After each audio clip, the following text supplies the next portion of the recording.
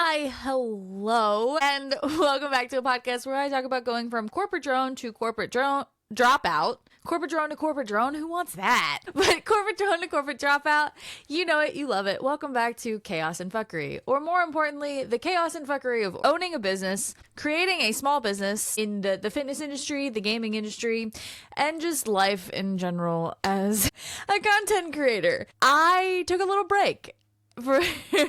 And one might be wondering, you only made it less than 10 episodes. What do you mean you took a break? And the reality is I didn't make it less than 10 episodes. I made it less than 10 episodes on this particular channel before I took a break.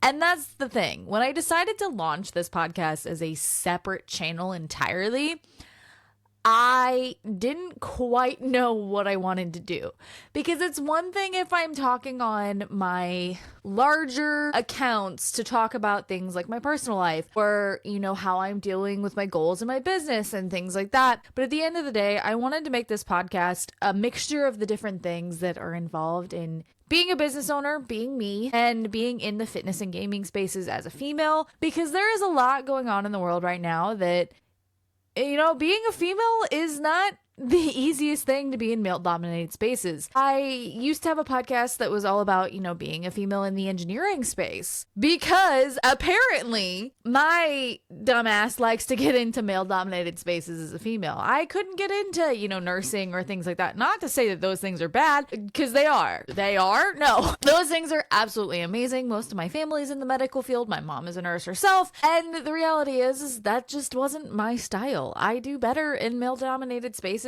because I am more of a powerhouse, type A.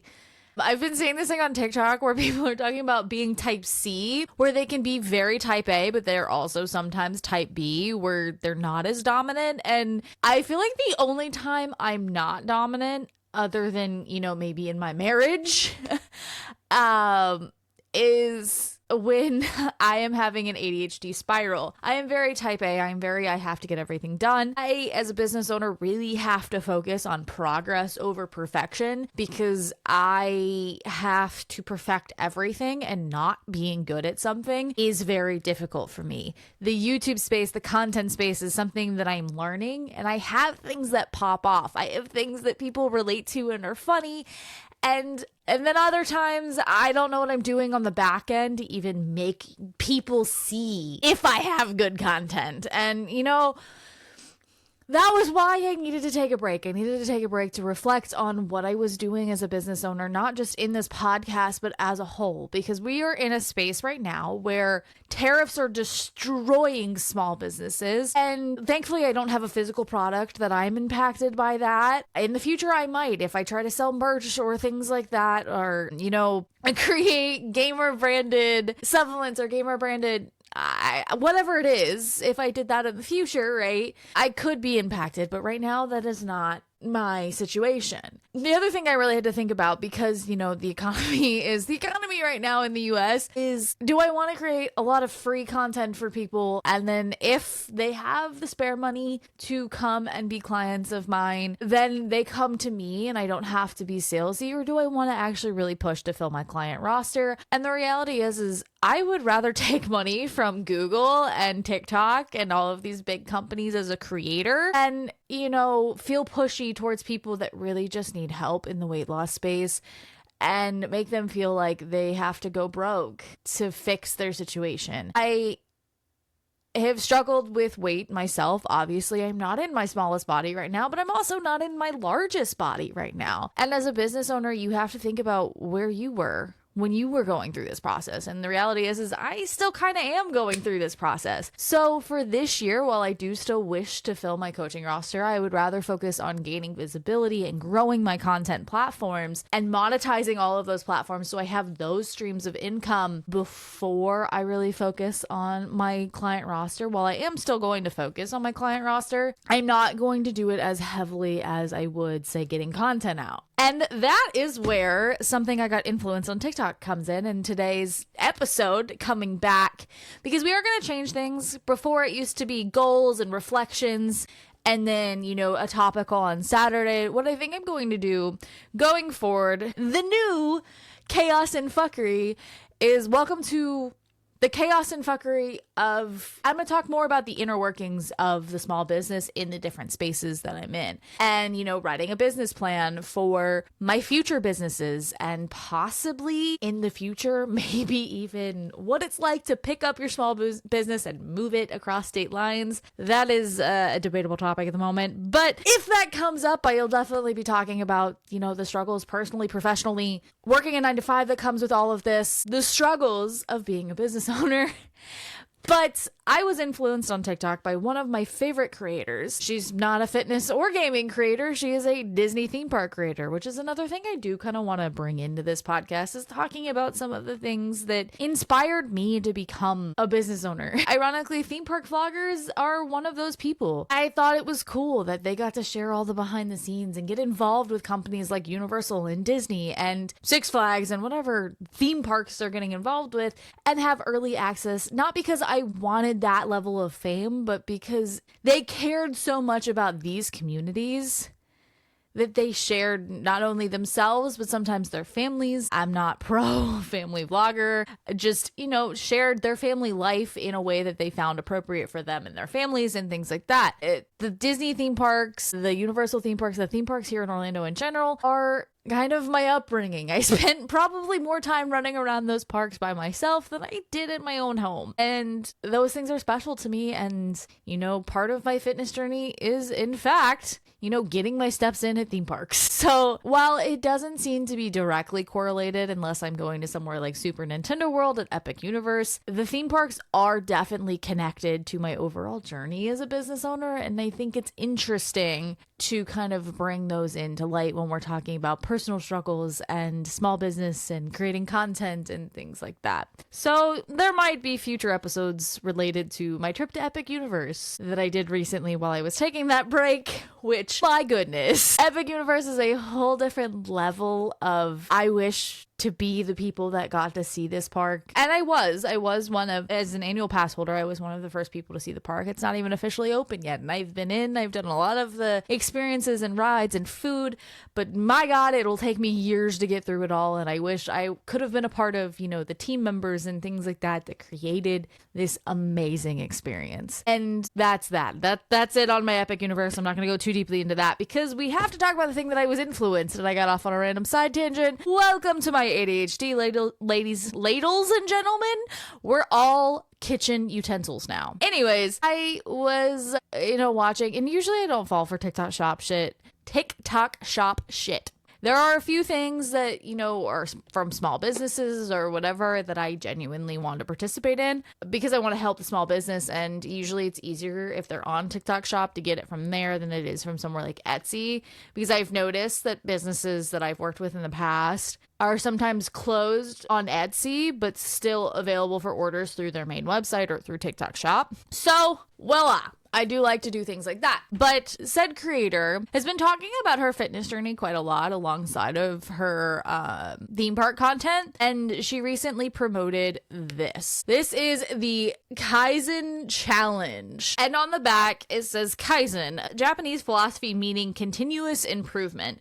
Every morning you have two choices. Continue to sleep with your dreams or wake up and chase them. Which will you choose? And I think this is interesting because it follows a lot of the same principles and concepts my business mentor has brought to the stage with our network of coaches, right? He has been talking a lot since late last year, early into this year about redefining the space and redefining what it means to be a coach, to be an entrepreneur, to be a big business owner. And this guy mentor, not only does he himself own multiple $1 million businesses, $1 billion even, but he also mentors a lot of people with a lot of big ass companies like that. And he's turned a lot of skeptics too, myself included, in the past. I have worked with him on other things and not business mentoring. The business mentoring is the newest kind of entity I've jumped in headfirst with him. And I am stubborn. I don't believe in all things. And I went through the motions initially when I heard him talking about the daily win maps and daily reflections and really kind of dealing with your inner doubt and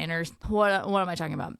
your inner doubt and your inner, demon, if you will, that tells you you can't do it as a business owner. And he's talked about the different domains, if you will, the physical, the spiritual, the mental, and the business. Obviously, in the mentorship world, it involves business as well as the rest of the domains. Whereas in the Kaizen challenge, let me find a blank page because I don't need to show y'all. In the Kaizen challenge, it walks you through a bunch of different lessons and things, but you have priorities for each day that are, my camera's not going to focus, mental, spiritual, and physical. But also at the end of each week, you have little tasks that you have to go off to do that has nothing to do with the daily checklists. And this is a 20-week challenge. And you might just say, well, you could have done this with like forms or your whiteboard or things like that. Why did you order the $30 book off of TikTok Shop? Because sometimes for me, writing in physical form actually does, flip a switch in my brain. Don't ask me why, but if I have a to-do list on my whiteboard versus a to-do list on my phone, I am more likely to actually complete said to-do list that is on my whiteboard because I have to physically go in and check it off and take a look at it and, reevaluate it if I need to. And I wish I could explain why that is in my brain. And it wasn't like that when I was learning things. Writing things down didn't help me remember things in school. Hearing them did. But when it comes to digital versus physical,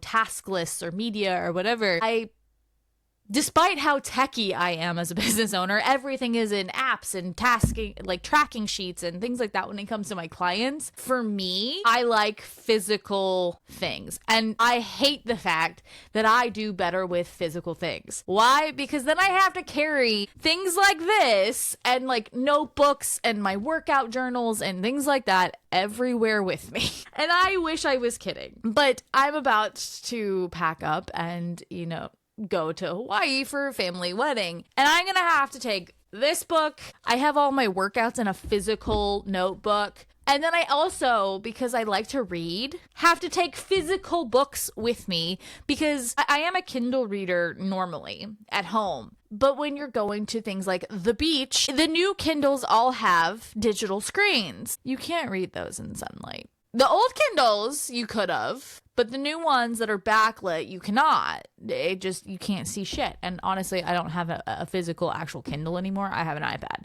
that has the Kindle app on it. So I will be taking my iPad to read at night, a physical book to read on the beaches of Hawaii or on my thing. I will be taking this. There's just so many physical books that I have to bring around with me. I'll probably take a notebook too in case if I have ideas. Because if I throw ideas in like a note in my phone, I will forget they exist. And that is, I guess, a tip I have for small business owners is if you do struggle with digital media, obviously you do still have to, use tech.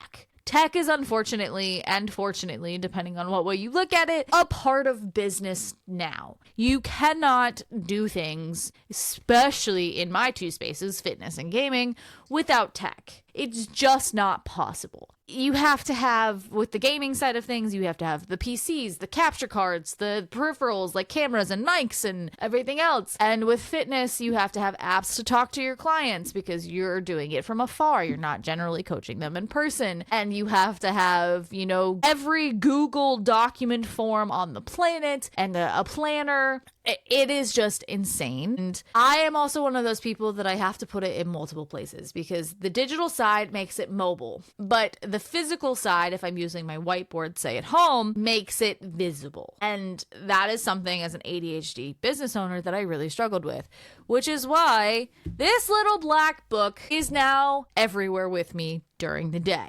Because these, as you can see in the pages, have little like checklists each day. And my checklists are much, much larger than 6 tasks a day. They are a lot because I am not only, a business owner, I'm a spouse, I am working on my own fitness goals. And so my whiteboard that is here behind me, not behind me, in front of me, behind my computers that I am recording this on. It has the 4 domains that my business coach has us working through. and I put, 5 to 10 little squares. And pro tip for those who do like whiteboards, if it's something that you want to be kind of permanently on your whiteboard, use wet erase markers. And then if it's something that changes on a daily, like your task list, use dry erase. So for instance, my 2025 goals are in wet erase, and like my 4 domains are in wet erase, and the little check boxes I have are in wet erase, so that every time I dry erase the tasks every day and the check marks every day, the actual outline of everything that I need to fill out every day is still there. That's just a little hack that I've been using with my whiteboard, and it doesn't harm your whiteboard. You just use a wet, when you, at the end of the month or at the end of the week or whatever, you want to erase things, wet paper towel, dry paper towel. You can go at it again with dry or wet erase markers once again. So that's my little pro tip if you are a whiteboard human like I am. But like I was saying, the whiteboard has the daily domains and the task list that I change every day based off of the kind of high level checklist that I put in the Kaizen challenge. I am close to a week into the Kaizen challenge already, and I've also been deep diving a lot of the trainings and, not being so stubborn. I hire these mentors, and this is a crazy thing. And please, if you are a fellow business owner, please chime in here if you've done this too. I have a habit of being skeptical of the people I've hired to help me. And it is not a good habit at all. I hired these people probably, about a year ago now. And yeah, it was a little over a year ago now was when I started in this particular business coaching realm. I've done other things with them in the past, and I've been skeptical of some of the things that they've said in the past, but this was a more one-on-one, very tailored to me kind of situation. And over the last year, I will drink the Kool-Aid for about a month and then get very skeptical about everything they say, because something someone does that they bring in as an expert or something rubs me the wrong way. For instance, when it comes to kind of coaching on social media, I genuinely can't stand when supposed social media gurus only focus on one platform. When all of their training and all of their guidance is only focused on one platform, it drives me up a wall and immediately makes me distrust you and your advice. Why? Because I am a very techie person, I guess, and I see the benefit of other platforms that aren't just the one people are performing well on at that moment in time. For instance, when I first got into the game, everyone was talking about Facebook groups, and Instagram was kind of just a meh. Facebook was supposed to be your home for honing in clients. That was what happened when I first started. I hate Facebook. I didn't want to be in Facebook groups. My Facebook was very overcrowded, and it wasn't worth being on. So I used Instagram. Was it more difficult for me because all of my advice was focused on Facebook? Yes. Instagram then became this weird, convoluted MLM girlies were doing the most. And I was also being taught to cold DM, which felt very, very sketchy and very not good. It's always social media advice. It's never like actual business advice. It's like people trying to help me, gain my visibility and work with clients and things like that. And I don't like the cold DMs. I don't like being salesy. I don't like pushing for a sale when someone really can't afford it. I like free shit. I like giving away every detail of and then if you need the help and guidance, then yeah, you can pay me. I like, calling people out on their shit. I do that more often than I should probably, but I like responding to people and connecting and communicating with people. I don't like trying to sell people. And that is an unfortunate piece of being a business owner that I didn't realize when I got into this. I thought it would be much easier to convince people, hey, spend your money to, make it worthwhile. And I don't know why I thought this, because it takes a lot to convince me to spend my money on you. Because I always think I can do it on my own. And then I fail inevitably, and then maybe I go back and hire someone. So I don't know why I thought it would be easy for me. Knowing that I am the most likely client that I attract. And anyways, I immediately distrust people that focus their social media coaching on one platform and one platform alone, because people constantly tell me that the platform that is not the up and coming platform is the one to focus on. And it drives me mad. It drives me absolutely entirely insane. And I think that's what happened with my business.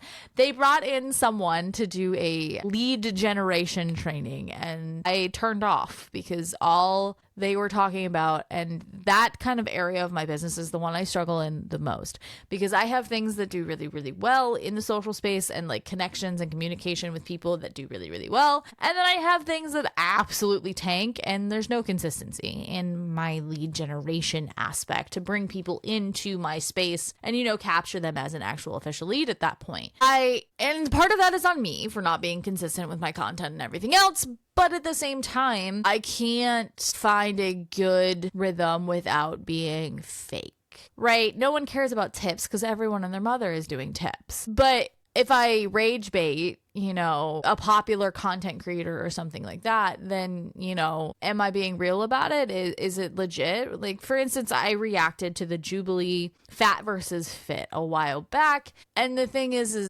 that was very controversial in the fitness space, and it could have gone one or two ways. And, so many things in the fitness space are political, and I do plan on doing future topics on both the gaming space and the fitness space and the politics currently following them, because there is some concerning things both at the actual political level and inside the communities themselves that may change the future of these spaces for good. They might not be able to cycle back out of some of these things, and that is a scary thought. And that'll be Tuesday and Thursday, because like I was saying, I'm changing kind of the layout of this. I want to talk about fitness on Tuesdays and gaming on Thursdays and business on Saturdays, or whatever I want on Saturdays. But today it's the Kaizen challenge and how this is going to bring my business to my 2025 goals.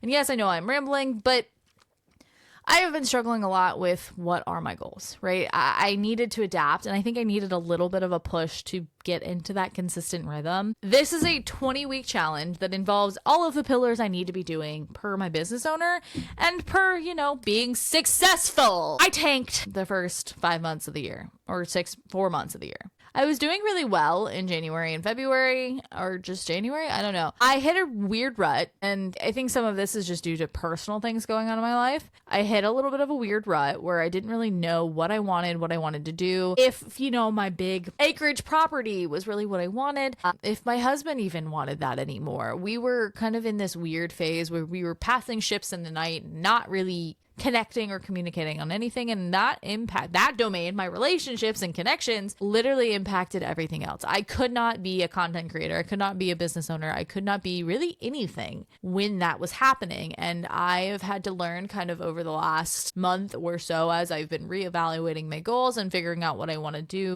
money wise, business wise, living wise, who I am and who I want to be. I had a lot of rose colored glasses coming off personal moments that impacted everything around me.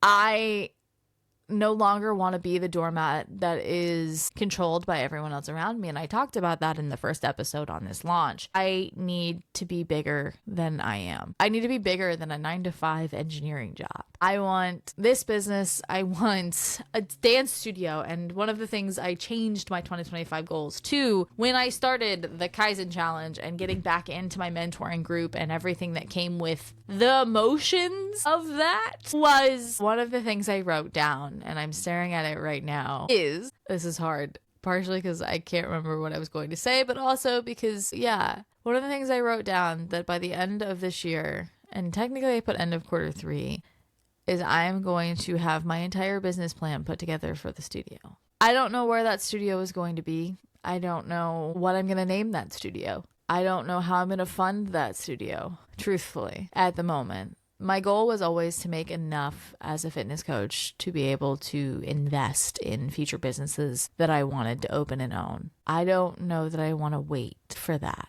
at the moment. I believe, just doing some borderline research, that studio is an upfront investment of something to the tune of $100,000. With, hiring teachers and studio space and, any modifications I might have to make to the space, which is likely a lot of, modifications, because nowhere, unless I'm buying a previous studio that is exactly what I want, is going to be set up the way I want it to be. And, equipment and marketing, and thankfully this business has taught me a lot about marketing, and I might do a marketing course or two free, on YouTube or whatever to help with that when I do write that plan. But I wanted to put it in my goals to write the business plan for that business, because that business is probably the most important business to me.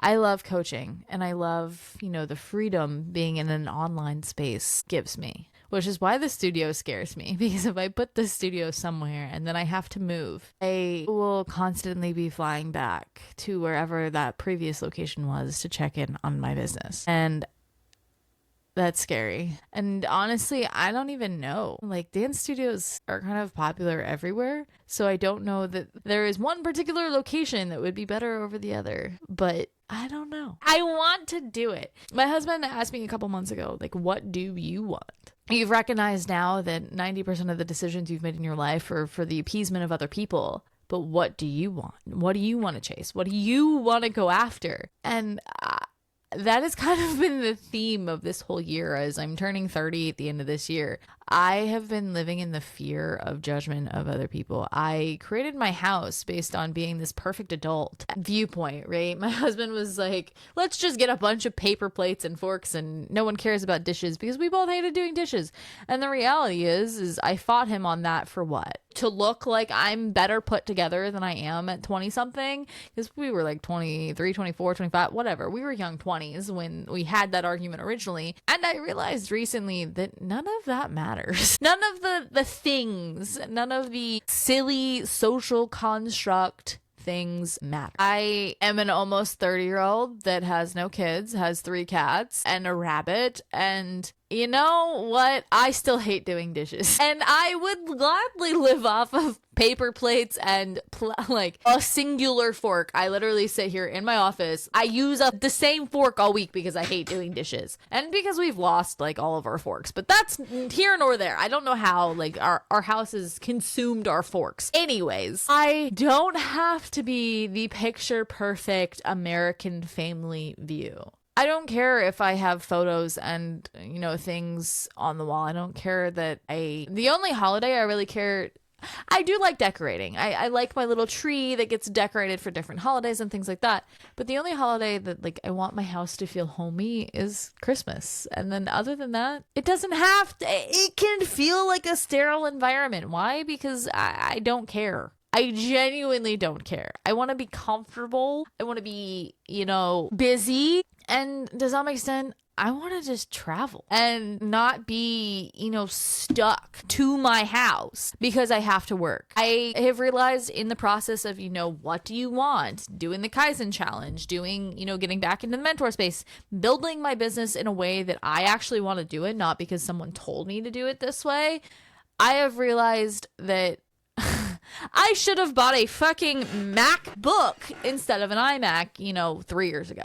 Granted, I needed the iMac at the time, but now I need a new MacBook, and I don't need a PC, an iMac, and a MacBook. So, and I sit here wondering, as a business owner, right, my MacBook would be a business expense, almost certainly. And I'm like, do I just trade in the iMac? And then I feel uncomfortable by that thought. But why? Why do I feel uncomfortable? It's like admitting I was wrong, which is just weird. I struggle with this. And now I'm kind of like ranting about myself, but I'm sure a lot of business owners struggle with this that are type A, C-ish like me. Admitting I am wrong with my husband, in business, in just life in general, is so hard. And it's not even something that matters. No one would give 2 fucks if I traded in my iMac to get a new MacBook that makes it more convenient for me to travel and do work. Literally no one would care. Why do I care all of a sudden?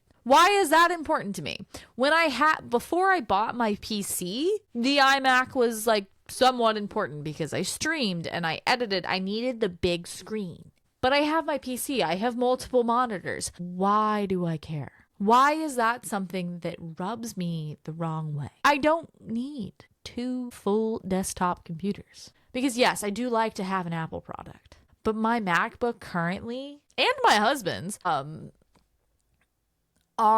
mine's older than his. Mine I got in 2013. So I've replaced the battery in it and it functions enough to, surf the internet and maybe edit on CapCut. But it doesn't have enough power to really do what I need it to do. That's where I struggle. right? I don't need an iMac. And if I had a MacBook, I could go edit in my living room with my husband when he's home and not be stuck in my office all day, every day. Building that life that I want so that I can, if he needs to go to Virginia for a week or Texas for a week or Georgia for a week, it doesn't matter where I'm at. It's not a huge hassle either. It's not going to impact me not having, my desk, right? I can still get shit done. And if I want to go to Hawaii and sit on the beach for a week, I can do that and not worry about my PTO. That is the life I want. And I know it's a luxury to have a life like that. It's a luxury to have a life even that I have now, but it's not enough at the moment. I have set some new insane goals. I've talked a lot on this podcast about how I want to buy a 5+ acre plot of land. I have now set the goal to do that by the end of the year. And yes, that absolutely is a first world goal, problem, whatever you want to call it, to be able to buy a giant ass plot of land. I don't care if it's inhabited. I don't care if I have to spend money eventually.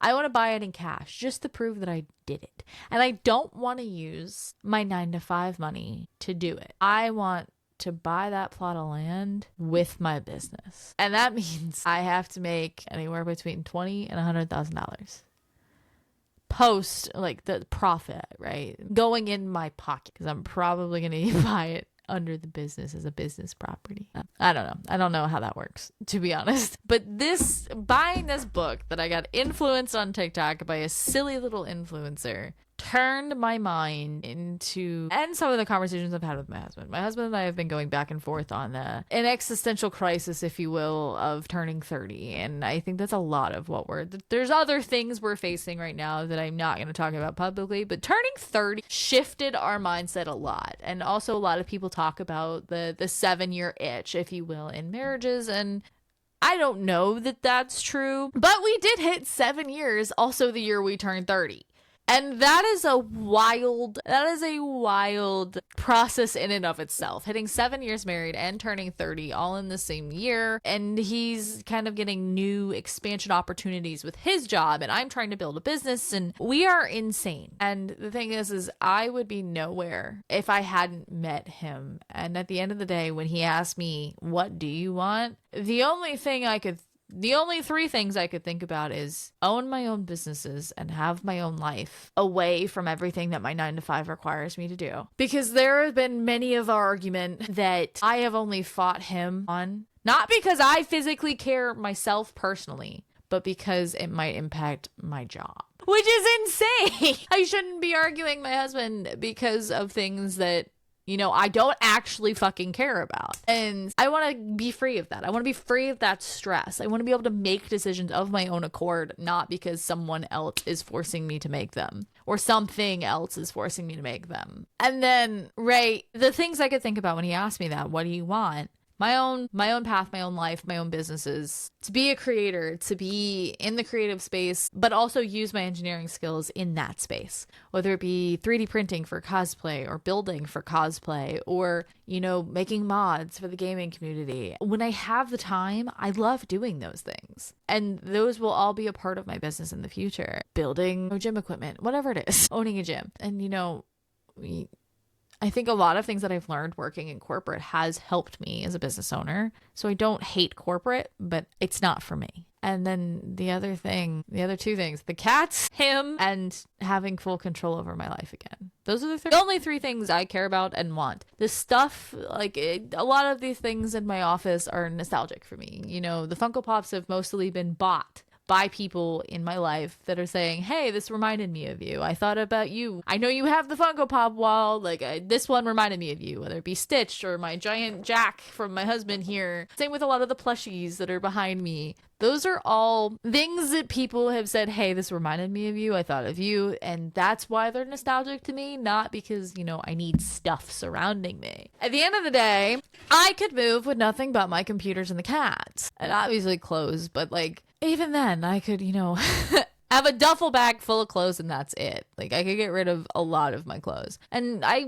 would store some things that are nostalgic, like shirts from concerts and things that I went to when I was a kid that I plan on turning into a quilt. But I don't need all of those things all of the time. Some things I have acquired throughout time just because I do use them, but I don't use them all the time. So I don't know, but I do know we're on a new journey. The Kaizen challenge has started a journey, and I will occasionally update you guys as I'm going through this 20-week challenge. I guess if you really want it, I'll probably put it in my TikTok shop showcase. I'm not reviewing it as a product just yet, because I've only been doing it for a week. I really want to see like the future lessons. I think some of the lessons in the early, like the little just like walkthrough that show case studies from like Duke University and things like that is cool. But also it's a physical place that I have to go into and have like a guided journaling, if you will. Because journaling only helps if it's guided for me. And that's kind of what this is. And it helped me jump back in on the digital version of this with my networking or my business. It's called the network. That's why I keep saying networking. My business coaching group. The business is not going to be easy. That is the number one thing that I am going to struggle with, is how exhausted I'm going to be and how mentally taxed balancing a 9-to-5, a spouse, a business, being a content creator that doesn't have help like an editor or anything like that, and just owning a house, having chores and being an adult, things that require my attention every day. It is going to be unbelievably taxing. And I haven't always, I've always used that as an excuse, and it's time now that I don't. So yeah, happy Saturday, I guess, and join me along this journey of the Kaizen challenge to see if in the next 20 weeks, because there is a whole thing about growing wealth too in the Kaizen challenge, which I also find interesting because you're not ever writing down a financial goal. I think there is in the beginning. Let me see.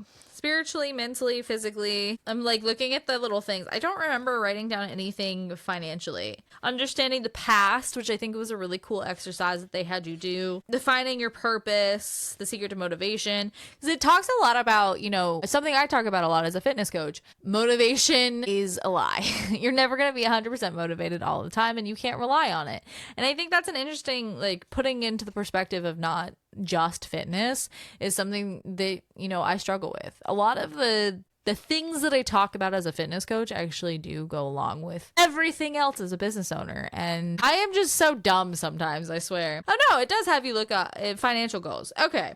Financial goals, personal development goals, materialistic goals. So to me, but financial goals and materialistic goals kind of go hand in hand, because right, if you have a materialistic goal of I'm going to buy a boat, you need to fix your finances before you go buy a boat. But I haven't even bought my 5 acres of property, but I also have a new idea that maybe if I do actually hit that this year, and obviously there would be, more financial goals that came after that with, building on that property and everything else. But one thing that if this, recession does prove out or whatever, one thing I want to do in the future, I mean, if I'm buying cash, it doesn't really matter, is I will always have a property, even if, life takes me to other states or other countries, who knows? I will always have a property here in Florida. I always will. It's home. It's where my family is. And I say home kind of loosely because I'm not a person that thinks home is a physical house. Home is a feeling to me. It's not a physical location. This is my house. This isn't my home. Home is a feeling. I feel at home sometimes when I'm at the theme parks. A lot of the times when I'm at the theme parks, because it's a lot of things I enjoy. I feel at home in nature, in the woods, almost homesteading. When I went to a family compound, if you will, it is a huge property that they own, and they own crazy creatures like ostriches and things like that. Last year for 4th of July, that was the first time I felt kind of at peace and at home once again. But I wasn't even close to home. I will always have a property here, but I think in the future, once I get my big farmy property, I do want to make that property oceanside or lakeside or something. And that is a huge risk in Florida because, hurricanes. But closer, maybe not directly, on the water, so that I don't have to worry about that and insuring that and everything that comes with that. But somewhere closer so that, it's walkable. And when I'm here, I can enjoy that environment, or maybe close to the parks, something like that. and then have like a vehicle, maybe it be a condo so that I can easily, don't have to worry about yard maintenance and things like that. I think if I sold the house that I'm living in now, that's what I would do with that money. I would reinvest it in something like a condo that's beachside or whatever, that I didn't have to worry if hurricanes, it wouldn't be as big of a deal, but that I can enjoy the pieces of Florida that are left that I enjoy. Who knows? I do want a property like that to where I can own a boat and easily just go walk down to my boat and I don't have to have it in a marina or something like that. But that's wishful thinking on my part at the moment. Let's focus on the here and now instead of space cadetting our way through 5+ years of goals, because I have a lot of those and, I struggle with the here and now. And that's why I, was influenced by an influencer on TikTok as I create my way to being an influencer on TikTok. But hold on. Okay. That is all for today. The Kaizen challenge has started. We're only about a weekend, so I'm not going to give too many reflections because my mind can last a week of motivation. Can it outlast, and in certain ways it has outlasted, right? I'm starting to build routines that I've never really had before. Something stupid, for instance, is I didn't have cats growing up, so I never really got in a routine of dealing with, multiple litter boxes or things that cats, we feed them every night, but maybe it wasn't a routine to, do everything that they require every night or, regularly, like their nails or whatever it is. I'm not saying we neglect our pets. That's not the case. But I'm saying maybe my husband did it a lot previously and now I'm taking on that load and doing a lot of things when it comes to chores because he's traveling and things like that. So I'm having to build a whole new routine and it's becoming more of a routine now to do a lot of these things so that I don't spiral out of control and I can slowly lead in more things like content creation and business and connecting with people on the internet so that I can have clients and everything else that comes with building a business that I neglect to do because I'm exhausted, don't know how to build a routine in all of my chaos. And, I create a lot of fuckery for myself by not prepping for things like vacations and not prepping for, hurricane season to take out my power for multiple days. I should never be doing what I did this week. Granted, I did it. I pushed through it. But you as a business owner, don't copy what I do at all in this situation. You should never, as a business owner, do what I did this week,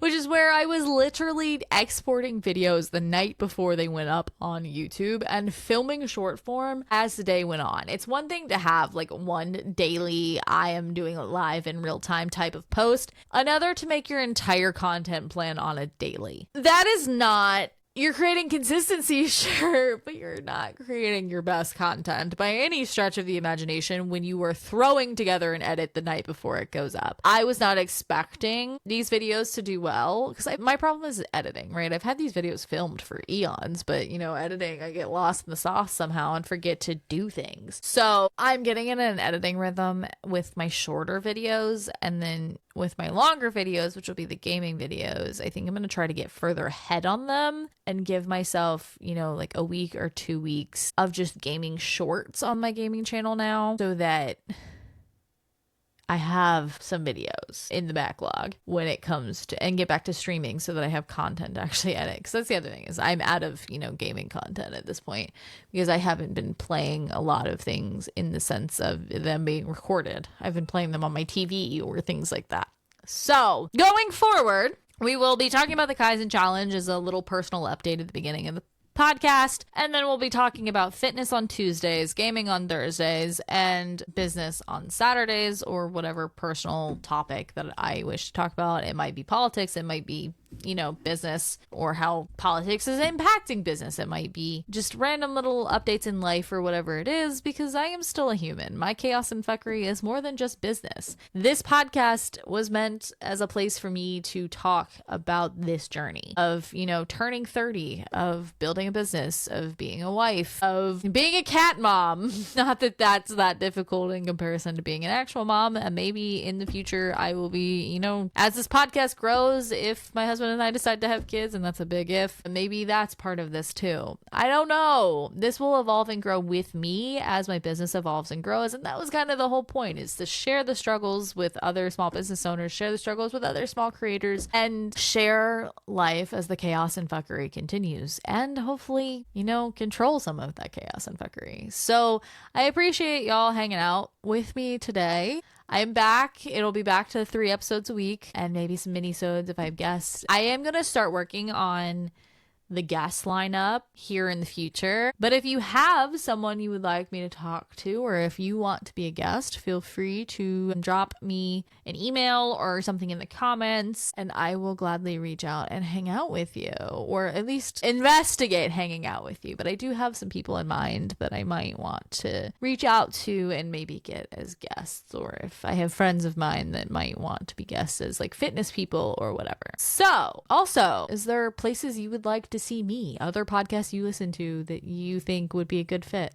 Because I am looking to get back into that. I did really enjoy, guesting on podcasts and being interviewed and things like that. I don't know that I'm ready for the prep time required to interview other people on this quite yet. I gotta get some episodes in the backlog before I can do that and, grow the audience so it's beneficial to both myself and that person to, collab. It's so hard to want to do collabs when you're small. I do want to interview people because doing a podcast by yourself is lonely sometimes, but you have to have some sort of benefit for those guests. And I was listening again in my business mentoring on how they go out and get on podcasts, and they basically just go into Spotify and mass email people. And I do want to do that. I want to see who I can shoot my shot with, right? Same thing with, working with the supplement company that I work with. I want to shoot my shot and see if I can do some sort of not only work their booth for them at MegaCon if I'm still here locally, or at a different con wherever I end up or whatever, make my way back here. I don't know,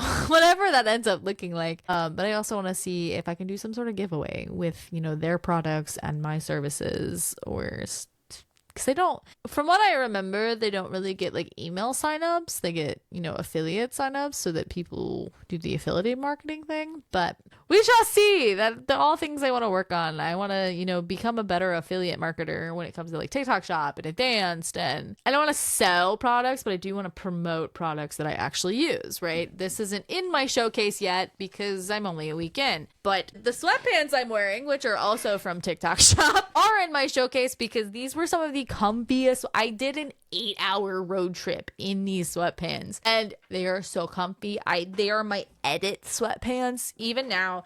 I've had them for close to a year now, and I wash them like crazy because I wear them all the time. But so the little screen printing is crackling a little bit, but it's still fully visible and fully, readable. And I would gladly get shorts and stuff from this company if I went back. And they are McCormick Designs on TikTok. So if you are in need of sweatpants or shorts with funny sayings on them, go find them on TikTok. And that's just me, genuinely, I love their products. Another, the little stickers I have on things is from a small shop. I like supporting small businesses. I just don't want to feel salesy. And I think that's a unique thing about TikTok Shop showcases. If you don't do shop products that often, you can make some good money by promoting something that's actually worth it, Yeah. But also, I don't want to, do a whole promotion video on these sweatpants because I've had them for a year and they look rough right now. But I will on Kaizen. Oh, yeah. A little business talk, but I appreciate you for being here. I went off on a little side tangent as I was trying to close this out, but welcome to Chaos and Fuckery, the new Chaos and Fuckery, as I continue my journey on going from corporate drone to corporate dropout, and I hope to see a lot of you motherfuckers here every week for fitness, gaming, and business fun.